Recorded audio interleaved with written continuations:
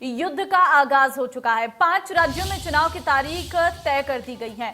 जिन 5 राज्यों में विधानसभा चुनाव होने, उनमें मध्य प्रदेश है, राजस्थान है, छत्तीसगढ़ है, तेलंगाना है और मिजोरम है। इन राज्यों में चुनाव के लिए तारीखों के ऐलान के साथ ही आदर्श आचार संहिता भी लागू हो गई है। इन राज्यों के चुनाव नतीजे 3 दिसंबर घोषित किए जाएंगे। चुनाव आयोग ने बताया कि 5 दिसंबर से पहले चुनावी प्रक्रिया पूरी हो जाएगी और इस दौरान अधिकतर सरकारी कामों पर अस्थायी रोक रहेगी।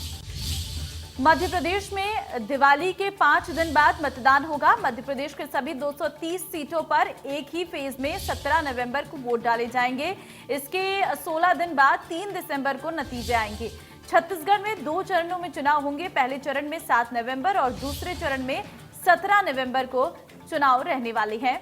और आपको बता दें, चुनाव परिणामों की घोषणा 3 दिसंबर को होगी। ऐसे में आज से 55 दिन बाद प्रदेश को नई सरकार मिल जाएगी। पहले चरण में 20 सीटों पर वोटिंग होगी, जिसमें बस्तर की 12 है और राजनांदगांव की 8 विधानसभा सीटें शामिल हैं। वहीं दूसरे चरण में बाकी 70 सीटों पर मतदान होगा।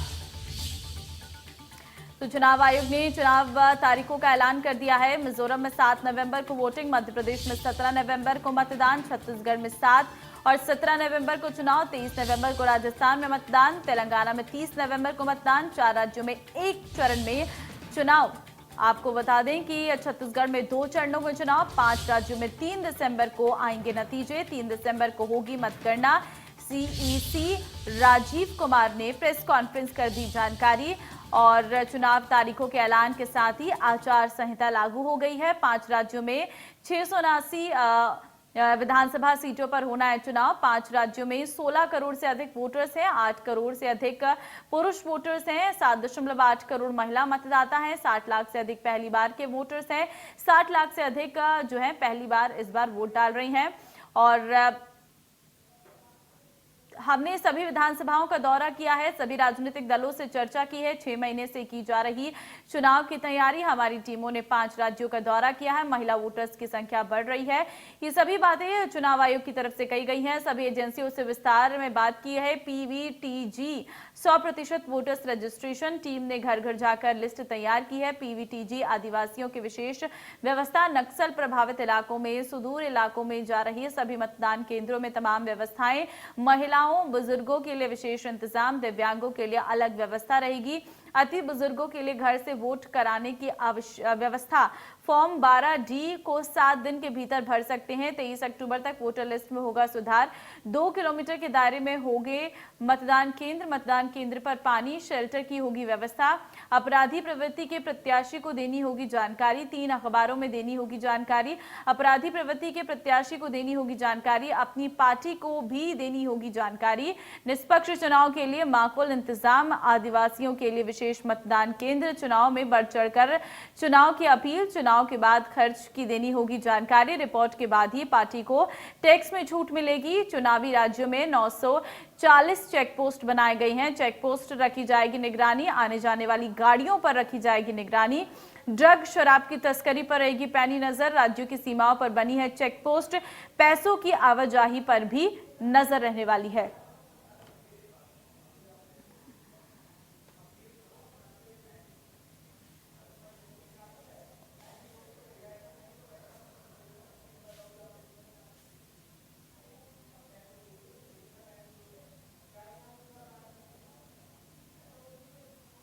तो चुनाव आयोग ने प्रेस कॉन्फ्रेंस कर आज 5 राज्यों के विधानसभा चुनाव की तारीखों का ऐलान कर दिया है।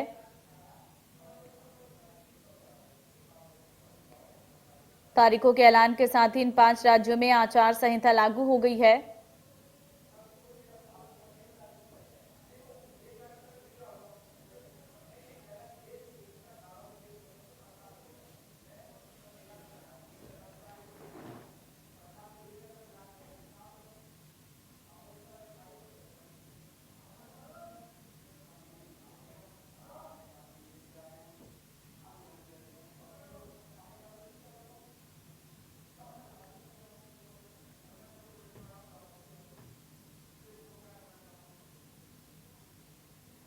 तो मध्य प्रदेश और छत्तीसगढ़ में भी आचार संहिता लागू हो गई है।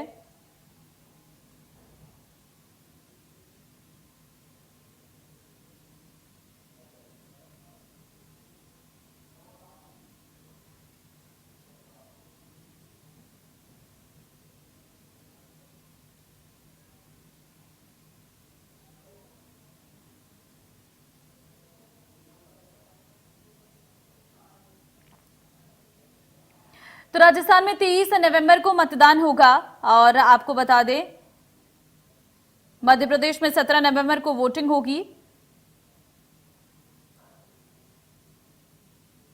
छत्तीसगढ़ में 7 और 17 नवंबर को वोटिंग होगी।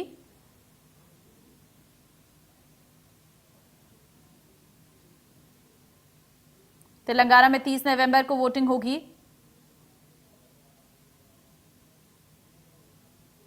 मिजोरम में 7 नवंबर को वोटिंग। 3 दिसंबर को पांचों राज्यों के नतीजे आ जाएंगे।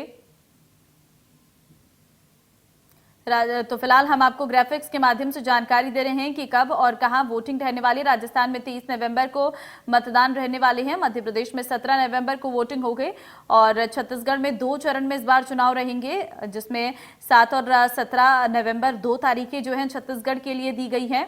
इन 2 तारीखों में वोटिंग होगी छत्तीसगढ़ में और तेलंगाना में 30 नवंबर को वोटिंग रहने वाली है।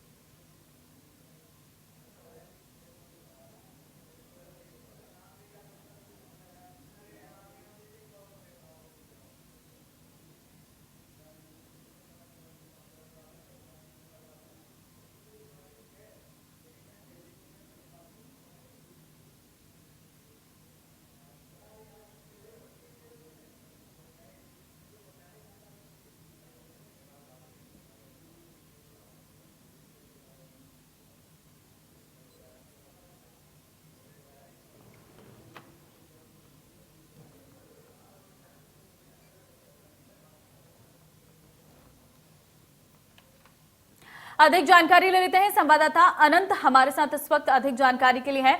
अनंत, देखिए चुनाव की तारीखों का ऐलान हो गया है। 5 राज्यों में विधानसभा चुनाव और छत्तीसगढ़ की अगर मैं बात करूं तो 2 चरणों में जो है वो चुनाव रहने वाले हैं। विस्तार से बताइए ये 2 चरण कौन कौन से रहेंगे, किन किन विधानसभाओं में पहले चरण में रहेंगे और वो कौन सी विधानसभाएं रहेंगी जहां पर दूसरे चरण में जो है मतदान रहेगा।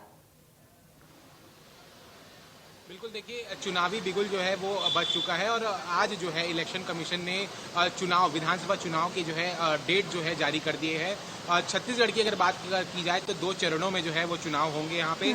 पहली अगर तारीख की बात की जाए तो 7 नवंबर को जो है पहला चरण का चुनाव होगा और दूसरे फेज का जो चुनाव है वो 17 नवंबर को होगा। और देखिए आज की अगर तारीख की बात की जाए तो 1 महीना भी अब जो है शेष नहीं बचा है विधानसभा चुनाव के लिए। 2 चरणों में जो चुनाव होने हैं उसमें पहले चरण में 20 विधानसभाओं को रखा गया है और ये सभी 20 विधानसभा जो है नक्सल प्रभावित क्षेत्र है। इसमें बस्तर लोकसभा की अगर बात की जाए तो इसमें बस्तर लोकसभा की सभी सीटों को रखा गया और वहीं राजनांदगांव लोकसभा की 8 सीटों को जो उसमें है पहले फेज में जगह दी गई है। और अगर दूसरे फेज की बात करें जिसमें 17 नवंबर को चुनाव होंगे उसमें जितने जो मैदानी क्षेत्र है उनको रखा गया है। 70 विधानसभा क्षेत्रों को है दूसरे चरण के चुनाव के लिए रखा गया है। इन सभी चीज़ों को देखा जाए तो आज CWC की बैठक भी जो है वो दिल्ली में जारी है। प्रत्याशियों की सूची अभी तक कांग्रेस पार्टी ने जारी नहीं की है और वहीं अगर भारतीय जनता पार्टी की बात की जाए तो 21 प्रत्याशियों की सूची अब तक जारी कर दी गई है भारतीय जनता पार्टी की तरफ से, लेकिन दूसरी सूची जो है वो भारतीय जनता पार्टी जारी नहीं कर रही है। लगातार देखिए केंद्रीय नेताओं का छत्तीसगढ़ दौरा भी हो रहा है और अब जो है आचार संहिता लग चुका है और 1 महीने भी अब शेष नहीं है। अगर 2018 में जाकर देखा जाए, आंकड़ों को देखा जाए विधानसभा चुनाव के, तो 15 साल तक जो है 2018 के पहले की अगर बात करें तो 15 साल तक भारतीय जनता पार्टी ने यहाँ पर अपनी सरकार चलाई है। और आज जो है वो कहीं ना कहीं एक जमीन स्तर पर जो है लड़के और कहीं ना कहीं अपनी CM चेहरा भी जो है तलाश करते नजर आ रही है। और वहीं अगर कांग्रेस की बात करें तो कांग्रेस जो है कांग्रेस भी जो है जो अपनी एक भरोसे का सम्मेलन आयोजित कर रही है और वहीं आने वाले दिनों में 71 सीट तो अभी वर्तमान में है और 75 प्लस के साथ जो है आगे अपने सरकार बनाने का दावा ठोक रही है। देखिए 2018 में विधानसभा चुनाव हुए थे जिसमें कांग्रेस ने 68 सीटें जो है अपने नाम की थी और वहीं भारतीय जनता पार्टी जो है 15 सीटों में सिमट गई थी। इस बार भी अगर 2023 का इलेक्शन देखें तो सीधे तौर पर आमने सामने की जो टक्कर है वो भारतीय जनता पार्टी और कांग्रेस में होगी। और बस्तर की सीटों की बात की जाए तो सभी बस्तर की 12 सीटें कांग्रेस के पास हैं।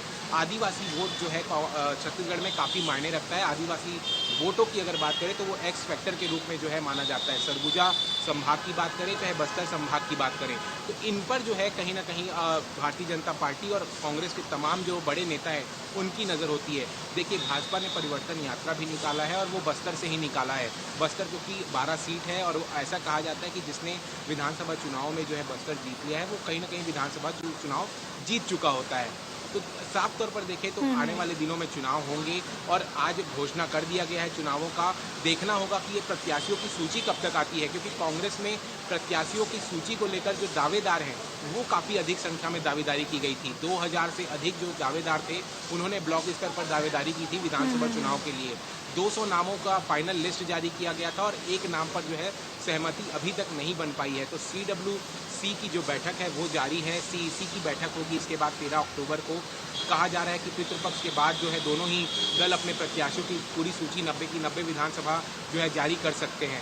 तो देखने वाली बात यही होगी कि 2023 का ये जो चुनाव होगा वो इस बार कौन निर्णायक। लेकिन सबसे बड़ी बात यह है कि इस बार के चुनाव में कांग्रेस और भारतीय जनता की पार्टी को कहीं ना कहीं बराबरी की टक्कर देने के लिए आम आदमी पार्टी ने भी जो है अपना दावा ठोक दिया है। 90 विधानसभाओं पर जो है आम आदमी पार्टी अपने प्रत्याशी उतारते नजर आएगी और यहीं अगर क्षेत्रीय पार्टी जोगी कांग्रेस की बात की जाए तो वो कहीं ना कहीं इस बार जमीन स्तर पर नहीं नजर आ रहा है। तो इस बार तीसरी जो पार्टी होगी वो त्रिकोणी जो मुकाबला होगा वो आप पार्टी के सामने, आप पार्टी, कांग्रेस पार्टी और वहीं भारतीय जनता पार्टी के बीच में होगा। तो देखने वाली बात यही होगी कि जनता जो है इस बार किस पर भरोसा जताती है और किस पार्टी के ऊपर जो है बटन दबाती है। ठीक है अनंत, देखिए छत्तीसगढ़ में कई नक्सल प्रभावित इलाके भी हैं जहां पर कहीं ना कहीं चुनाव कराना एक चुनौती भी होती है चुनाव आयोग की, और क्योंकि उन इलाकों में अक्सर जब भी चुनाव नजदीक आता है तो कुछ ना कुछ गतिविधियां बढ़ जाती हैं। उन इलाकों में पहले चरण में मतदान रहेगा और वहां पर व्यवस्थाएं क्या है, कुछ अलग से की जाएंगी। मैंने ये भी देखा चुनाव आयोग की प्रेस कॉन्फ्रेंस में कि 2 किलोमीटर के दायरे में ही जो है पोलिंग बूथ होना चाहिए। बिल्कुल, पहला फेज का जो चुनाव होगा वो 7 नवंबर को होगा और इसी 7 नवंबर को छत्तीसगढ़ के जितने जो नक्सल प्रभावित क्षेत्र हैं उन पर चुनाव किए जाएंगे। अगर उन विधानसभाओं की बात की जाए तो कोंटा और वहीं अंतागढ़ और बीजापुर, जगदलपुर, ऐसे तमाम जो नक्सल क्षेत्र हैं उनमें जो है ये चुनाव किए जाएंगे। और इलेक्शन कमीशन ने इस पूरे जो नक्सल गतिविधि वाले जो इलाके हैं उसके लिए अलग से जो है व्यवस्था की गई है। जो पोलिंग बूथ होंगे उसमें सुरक्षा के मद्देनजर अधिक जवान जो है तैनात किए जाएंगे। वहीं सुरक्षा के मद्देनजर जितने जो वोटर्स होंगे और जब वो मतदान के दिन पहुंचेंगे तो उनके अगर मतदान केंद्र की बात करें तो उनकी जो दूरी है वो कम की जाएगी। 2 किलोमीटर के अंदर ही जो ये मतदान केंद्र है वो बनाए जाएंगे। पोलिंग पार्टी को भी जो है कहीं ना कहीं खतरा रहता है चुनाव के टाइम पे, तो इनको भी जो है सुरक्षा जो है इंतजाम बिल्कुल अनंत, पूरी रूपरेखा जो है वो तैयार हो गई है और तारीख भी उनका भी ऐलान हो गया। अब देखना होगा कि आगे किस तरीके से चुनाव प्रचार पार्टियों का रहता है और लिस्ट कब आती है।